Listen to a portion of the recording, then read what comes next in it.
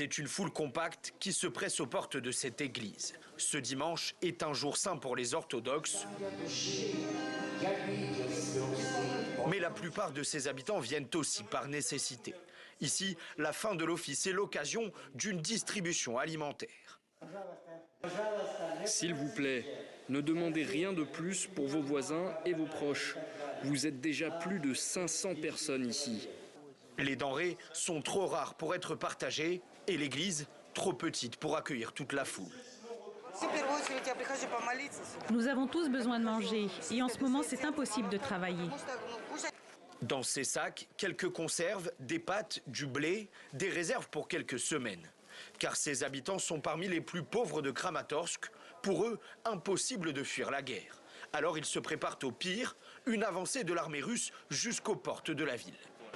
Ils sont effrayés, même ceux qui ont de la nourriture chez eux viennent car ils craignent que la ville soit encerclée, que Kramatorsk soit en état de siège pour les mois à venir.